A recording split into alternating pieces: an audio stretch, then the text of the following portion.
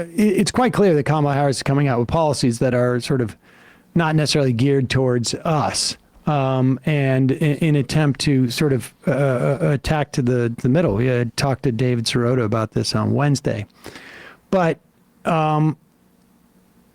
it's fairly clear, at least in the policies that she's articulated, which again, I would give mixed reviews to, that she at least knows what she's talking about and can articulate them. Here is Donald Trump at the Economic Club of New York, asked about what his childcare policies are. Oh, good. And this is what his campaign's been asking for. They want to make it about the issues. Natalism. She's a celebrity candidate with nothing to offer, so this is a perfect opportunity. This is great for Trump. Now, I have to say that my son just started middle school yesterday, and it makes you reflect back on their elementary school career.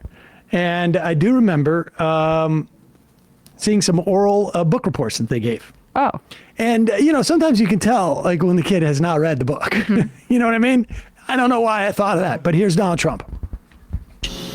If you win in November, can you commit to prioritizing legislation to make childcare affordable? And if so, what specific piece of legislation will you advance? Now, pause it. It's clear that Donald Trump was not coached on this properly, because the proper answer for Donald Trump at this point, if she says, will you commit to making child care affordability a priority, and how would you do that? The proper answer for Donald Trump at that stage is no. Next question. Because he doesn't have any other answer. Okay, well, that would be honest. Right. Yes. No, but childcare. Go ahead. What specific piece of legislation will you advance? Well, I would do that, and we're sitting down. I was somebody, we had Senator Marco Rubio, and my daughter Ivanka was so impactful on that issue. It's a very important issue. But I think when you talk about the kind of numbers that I'm talking about, that, because look, childcare is childcare. There's something, you have to have it. In this country, you have to have it. Pause it. It's true. You do. You need to have it in this country. I mean, am I wrong? I mean, he needs to have it. I'm sorry. Is childcare not childcare? I think it is childcare. He needs childcare to subsidize or supplant his 0% child rearing skills that Donald Trump. People need childcare. I don't know. Are you questioning that? I think I've answered that. Yeah. I think childcare is childcare. So, okay. And of course, I know people who've talked about it. Someone related to me talked about it. So, childcare is childcare, and that's a good question. Profound. Good. Something, you have to have it. In this country, you have to have it. But when you talk about those numbers compared to the kind of numbers that I'm talking about by taxing foreign nations at levels that they're not used to, but they'll get used to it very quickly. And it's not going to stop them from doing business with us, but they'll have a very substantial tax when they send product into our country. Those numbers are so much bigger than any numbers that we're talking about, including childcare, that it's going to take care. We're going to have, I look forward to having no deficits within a fairly short period of time, coupled with the reductions that I told you about on waste and fraud and all of the other things that are going on in our country, because I have to stay with childcare. I want to stay with childcare, but those numbers are small relative to the kind of economic numbers that I'm talking about, including growth, but growth also headed up by what the plan is that I just told you about. We're going to be taking in trillions of dollars, and as much as child care is talked about as being expensive, it's relatively speaking not very expensive compared to the kind of numbers we'll be taking in. We're going to make this into an incredible country that can afford to take care of its people, and then we'll worry about the rest of the world. Let's help other people. But we're going to take care of our country first. This is about America first. It's about make America great again. We have to do it because we're failing. Way to tie it in. We'll take care of it. Anybody here from New York? Let's hear it from New York, everybody. I mean, I know what he's saying here. He actually does answer the question. Yeah. He's saying that he's going to jack up tariffs so much that it's going to make so much money for America and growth. Growth is good. That'll happen. That is good. That growth will happen, and we're going to tax foreign countries so much. They'll get used to it. It won't be weird. That childcare is less than that, so make America great again. There you go. That's the plan. He can't quit the tariffs equal taxes thing, which we know that, like, yeah, when tariffs are applied in a way that makes sense, it's meant to, like, incentivize onshore manufacturing. But why is that the case? It's because when goods come over and then tariffs are applied, yes, there's like a fee that's collected, but the prices for average Americans on those goods go up. And he never addresses that piece. The whole point of the tariffs is to discourage people from buying that product. Yes. Versus American-made products. Versus a revenue-generating mechanism as the primary piece of it. That's what taxes are. Like, the whole point of tariffs is not to raise money for the government. Yes. The point of tariffs is to encourage domestic production or sales of those goods that are coming in. And if you are actually raising that money on tariffs, that just means, like you say, Americans are having to pay more for it. And for whatever reason, it's not working, that there is domestic products being made. Yes. It's fascinating because he, on one hand, says, we're going to do the tariffs so we can compete. But for that to be a success, it necessarily means you will not collect that much on those tariffs. It's just going to prevent people from buying the product. And he's done this. This is the same song and dance from 2016 that Mexico was going to pay for the wall. He said that too. He doesn't fundamentally understand the concept of what taxes are as revenue generating mechanisms for the government. He thinks tariffs and taxes are the exact same thing. And here's the other problem. He has not articulated how that money, that we're going to have all this extra money, it's going to pay down all the debt. There's going to be no deficits. And then childcare. Yeah, because of growth. Because trickle down. What's the policy? I just said it. Childcare is childcare. Need it. We'll talk a little bit more about Vance's plan for childcare, which is equally as stupid. But at least it's a plan. Like, Trump's is not even a plan. Yeah. It's just saying it's not that expensive. At least his answer is childcare related. Yes, but Vance's is in many ways, and this is why Trump is smart enough to go, like, I'm not going to give you a plan. I'm just going to say it's cheap. That's it. It's cheap relative to That's the other actually things. probably a better answer politically, honestly. When than you what read Vance what said. Vance said or hear it, it's going to be crazy. J.D. Vance was on stage, Turning Points USA. Turning Points. I've heard that recently in the news. It's odd, Wasn't yeah. somebody working for Turning Points that was named in this federal indictment? Yeah, I think so. Oh. Anyways. Well, I just can't even.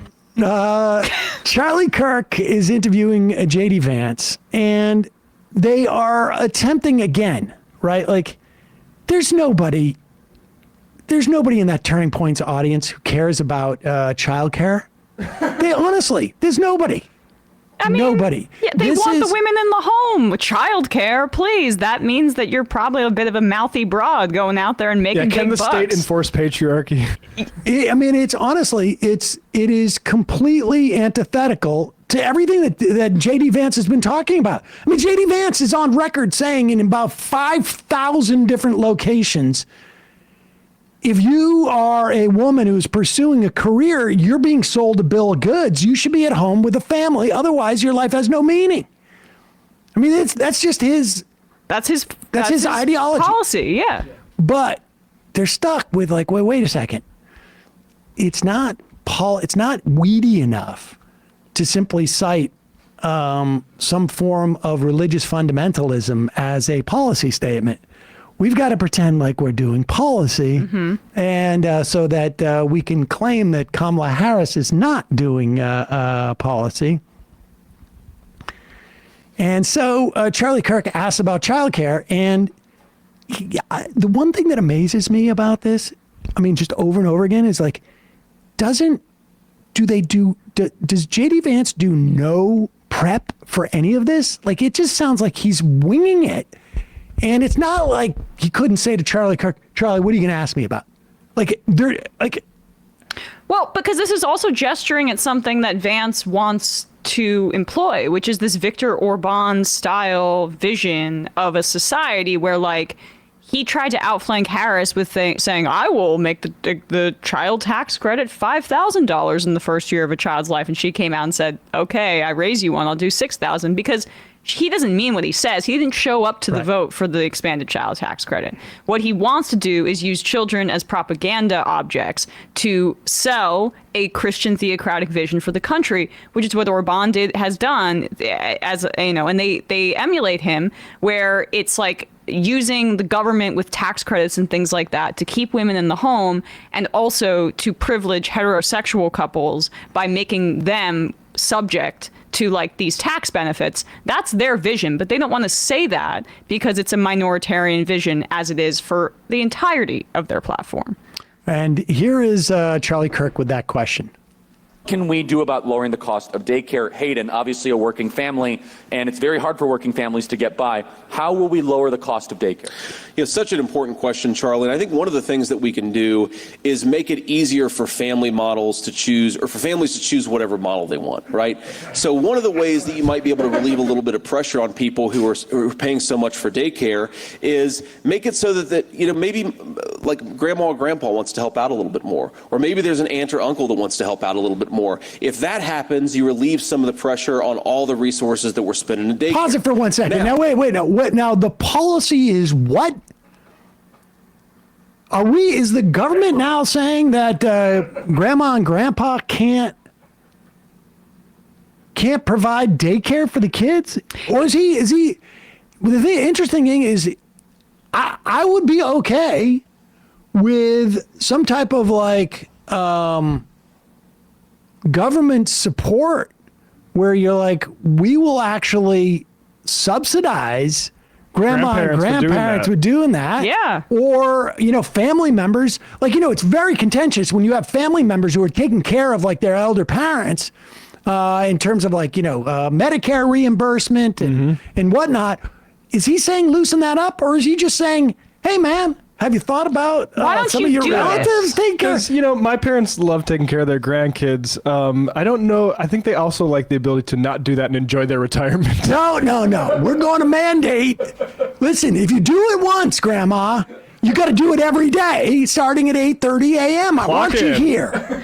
Do you see just like the levels of conditions that need to be in place for this vision to be there? You need to live in proximity to grandparents or to uncles and aunts that are willing to do this, one that are able to do this. Like the Republicans want to raise the Social Security retirement age right now, which is a cut to Social Security, which means that grandparents are working even longer. So one, you have to be living near them. They have to be alive. They have to be willing to do so. They have to have the financial means to be able to take care of your kids without having to work. And you have to have a good relationship with them. And like that does not apply to a majority of people. But here's the thing. If the conditions were right anyways, people are doing this. Yes. It's not like somebody's at home watching TV going like, I never thought about that. holy crap. Right. Of course. In fact, my folks live with us. Why didn't we ask them, honey, what's wrong with us? JD Vance has just shown us the light. Silicon Valley, baby, coming up with all the innovation. Yeah, total disruptor, this dude. Model they want, right? So one of the ways that you might be able to relieve a little bit of pressure on people who are paying so much for daycare is make it so that maybe like grandma or grandpa wants to help out a little bit more. Oh, or maybe there's an okay. aunt or uncle that wants to help out a little bit more. If that happens, you relieve some of the pressure on all the resources that we're spending in daycare. Now, you talk about just daycare. Let's say you don't have somebody who can provide that extra set of hands. Pause it. No, now we're getting into it. This guy's a deep thinker. Yeah, maybe you haven't thought about having your relatives take care of your kids. And if you haven't thought about that, you should think about it. But in the rare instance that can't happen, here's my idea. Let's say you don't have somebody who can provide that extra set of hands. What we've got to do is actually empower people to get trained in the skills that they need for the 21st century. We've got a lot of people who love kids, who would love to take care of kids. Pause it. Incidentally, I just want to go back a little bit. Like, you can tell this guy's never even given this guy this topic one iota of thought, because the issue with childcare, not just a 21st century position. I just want you to know It hasn't been modernized enough? No, it's like, yeah, childcare, like, we need to have robots do it. Mm-hmm. What is he talking about? We need to train people for 21st century skills.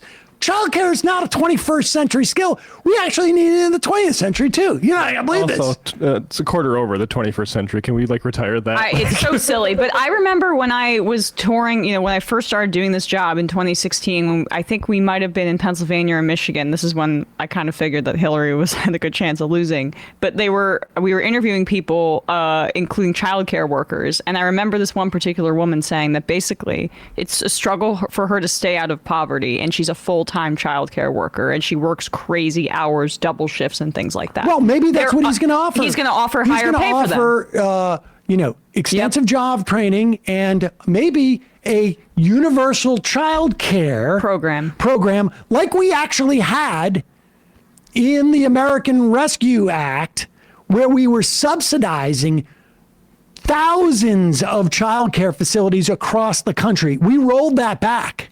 That's why this is actually an issue now.